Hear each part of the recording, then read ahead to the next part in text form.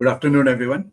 Welcome to Career Launcher. My name is Naveen, and today we'll be looking at LRDI Basics 14. This is for CAT 2025 aspirants. So we'll be looking at LRDI questions, two sets. Okay, both these sets are from CAT from previous years. So let's begin. So the first set is this. So we have BTS Learning Resources is conducting a refresher course for teachers on 7 different topics of the competitive exams, namely problem solving, data interpretation, data sufficiency, visual aptitude, reading comprehension, verbal reasoning, and analytical reasoning from 22nd of July to 29th July. One course is done on each day. The following information is also given. The course should end with DI. 23rd July being Sunday should be a holiday.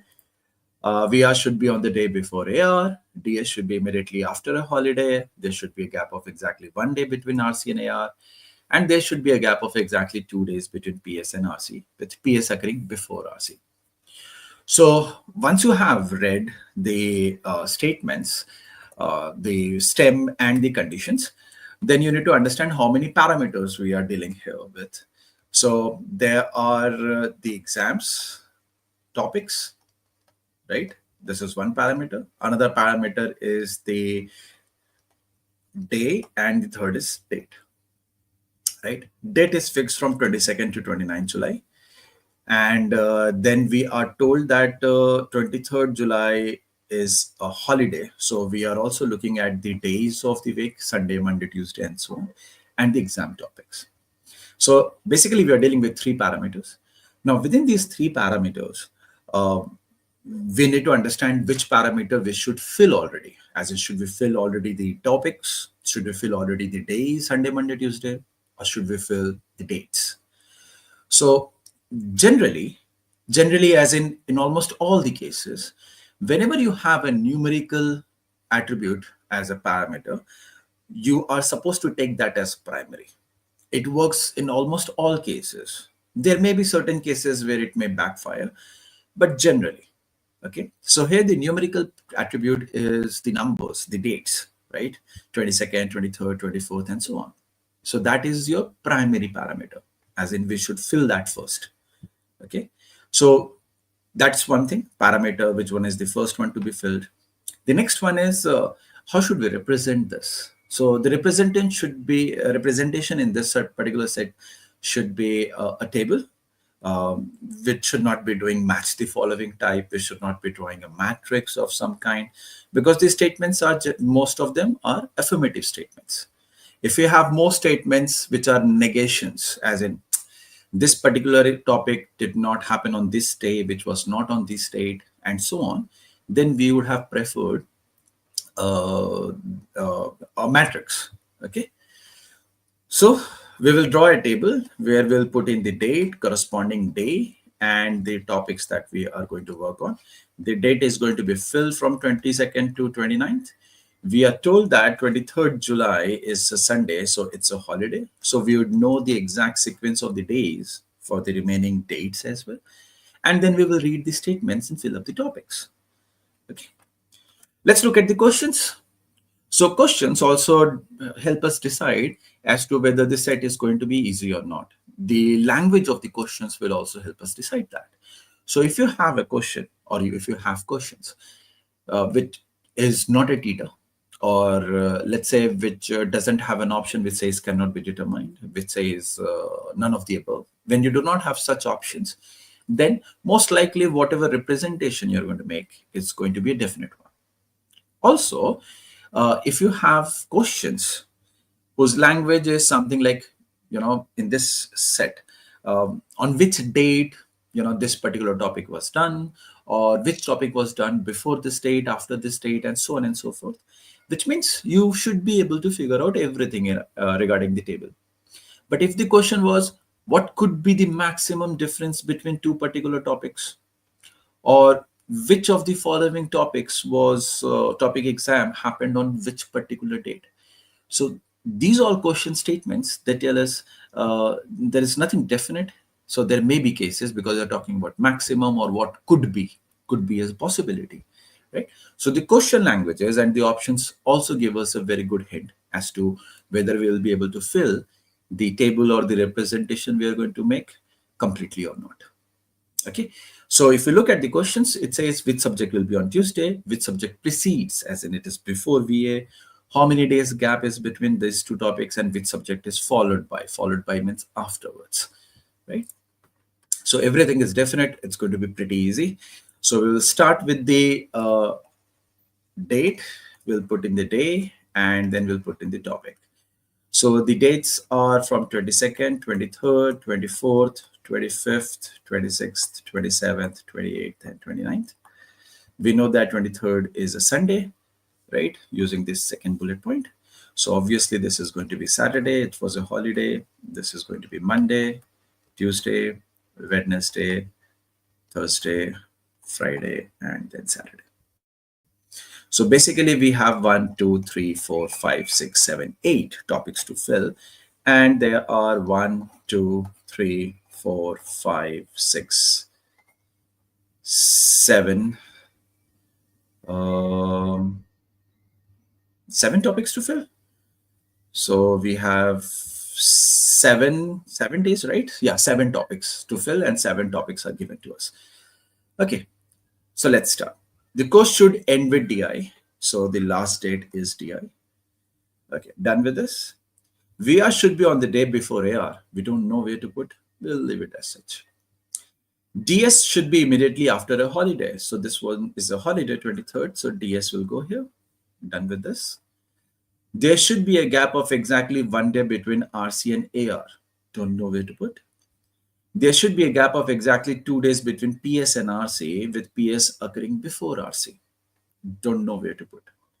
Now we will reread the statements and make cases if there are any. So when we're talking about AR, we are talking about analytical reasoning, right?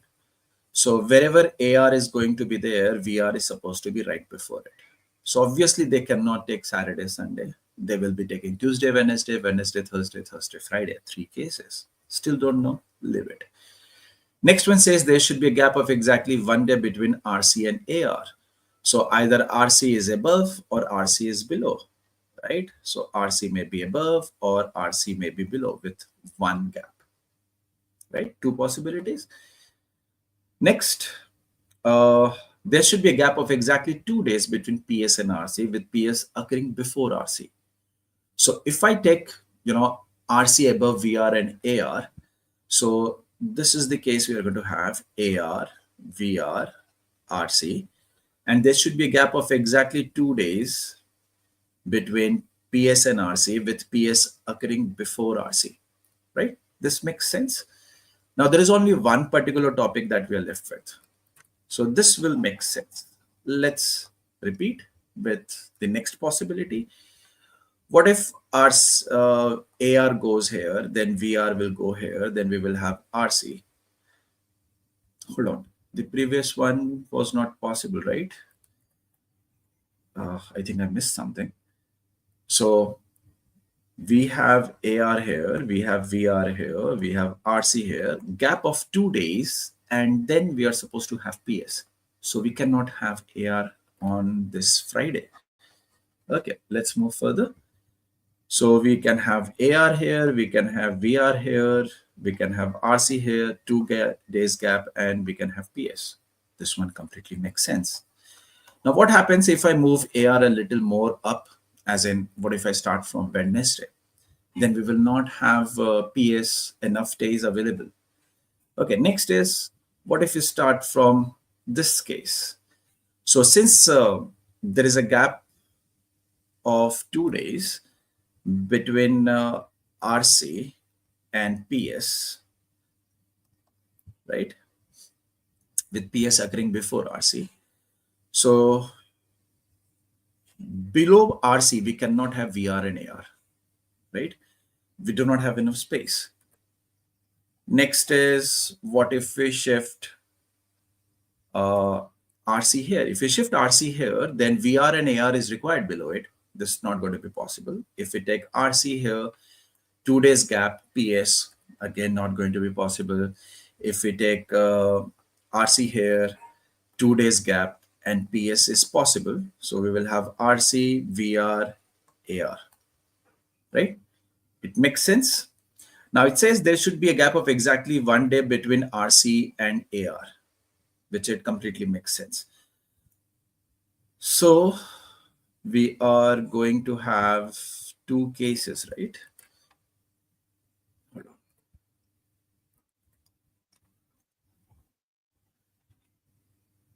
Both the cases, PS was at the top. Then we had 2 days gap, RC over here. Now, if RC is over here, then we are going to have VR and AR here. VR should be a day before AR, makes sense. There should be a gap of exactly 1 day between RC and AR, completely makes sense. There should be a gap of exactly 2 days between PS and RC, with PS occurring before RC. This also completely makes sense. Now, we are going to have two possibilities here, right? Okay. We are left with DS. Do we have a DS here? Oh, sorry, I missed this. No, this was DS was immediately after a holiday. So there is only one possibility, which is the last subject that we are left with. Problem solving is there, PS. Data interpretation is there. Data sufficiency is there. Visual aptitude. So VA is missing. So VA will come here. Okay, so I mistakenly erased DS. Looked like there will be two possibilities for DS and VA. Turned out there is only one. So why was I paying, more? Why was I trying to make more cases and saying which one will make sense? Because the questions give away. It gives us a hint that we are going to have only one possibility, right? Okay. Question first, which subject will be on Tuesday? So on Tuesday, we're going to have RC, option B. Which subject is before VA? So it's AR. How many days gap is there between PS and VA? Between PS and VA, there is a 1, 2, 3, 4, 5. 5 days gap. Which subject is after DS? So it's RC, option B. Okay. Let's look at the next set. In a square layout of size 5 cross 5 meter, 25 equal sized square platforms of different heights are built. The heights of these platforms are as shown. So I will remove myself so everything is visible. Individuals all of the same height are seated on these platforms. We say an individual A can reach an individual B if all the following three conditions are met. All the conditions are met, okay? A and B are in the same row or in the same column. So if A is here, so B is going to be either in the same column or it's going to be in the same row anywhere. So this is your first condition. A is at a lower height than B. So basically, if we look at from a different perspective, so A should be below B, which means A can only try to go above its own height.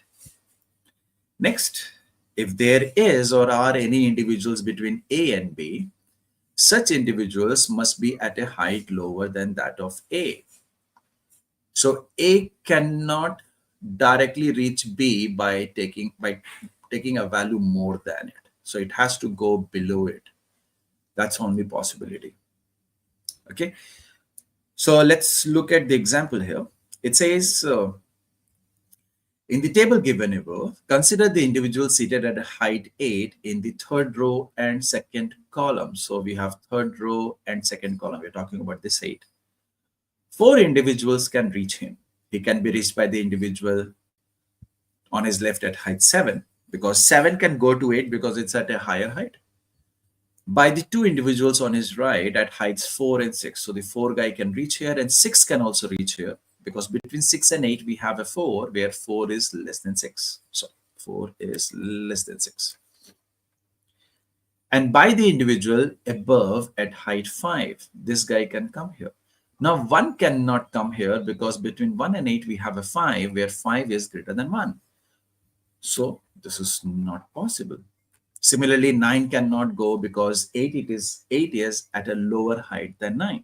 everybody will try to improve or get to a bigger height. The rows in the layout numbered from top to bottom, and the columns are numbered from left to right. A standard representation of such grids or tables. Okay, let's look at the questions. So the first question says, how many individuals in this layout can be reached by just one individual? So this is a 5x5 grid, right? So worst case, or in such cases, we have to look into 25 cases very patiently. A silly mistake and we may end up with a wrong answer. So let's start with 6. Can 6 be reached by anybody beneath him? 9 cannot reach at 6, right? Because 9 has to go above its own value. So nobody below. 1 can reach at 6, yes. 2 can reach at 6, yes. 4 can reach at 6, yes. So there are going to be 3 people who can reach at 6. Question is about, can be reached by just one individual. So 6 is not going to be that. Next, 1. 1 is the smallest number in this grid. So obviously nobody will be able to reach 1. So that will be a wastage of time here to check 1. Let's look at 2. 2 can be reached from 1, right? 2 is the only number which can be reached from 1. So if there is a 1 adjacent to 2 in its immediate left or right, then only it's possible, or top or bottom. So 2 can be reached. This 2 definitely cannot be reached because there is no 1 around. This 2 can be reached because there is 1 around, and we do not have any more 2s. So as of now, there are definitely 2 people who can be reached. Let's look at 4. So 4 can be reached from 2. 4 cannot be reached from 1. 4 can be reached from 3 also. So 4 is not there. 3 cannot be reached by anyone because the numbers adjacent, the cells adjacent to this 3 wala cell has a higher number than 3. So nobody reaches here. Okay. So instead of finding out a particular person can be reached by how many people, let's also simultaneously write how many people can reach there. Because the subsequent questions, if you read, they are all about that. Okay, so we don't have to, every time with a new question, resolve everything. So एक काम करते हैं, सारे लिखते चले जाते हैं. So 6 can be reached by 1, 2, 4. So 3 people. 1 can be reached by no one. 2 can be reached by only one guy, which is 1. 4 can be reached by 2. It can be reached by 3. It can be reached by 2. So 3 people. 3 can be reached by no one. 9 can be reached by 6. It can be reached by 5. It can be reached by 7. So 3. 5 cannot be reached by 9. It can be reached by 1. It can be reached by 3. It cannot be reached by 8. Beyond 3, we don't have to check because it's a smaller number. So 5 can be reached by 1 and 2, 2 of them.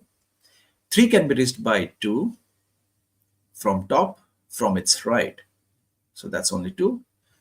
2 cannot be reached by anyone here. 8 can be reached by this 2. It can be reached by this 3. It can be reached by this 5. So 3 to its left. It can be reached by 3 from its top. It can be reached by 5 from its bottom. So that's going to be a total of 5 of them, right?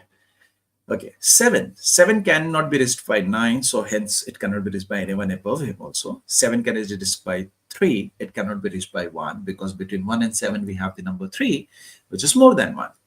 So that's 1. 7 cannot be reached by anybody to its right because it's a larger number. So that's only 1.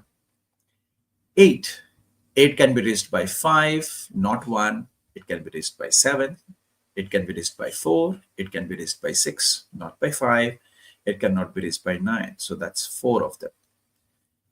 4 can be reached by 3, not 2, not 8, not 6, not 5. So it can be reached by only 1.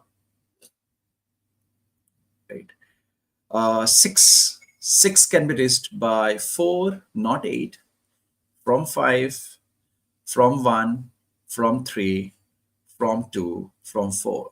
So that's 6 of them.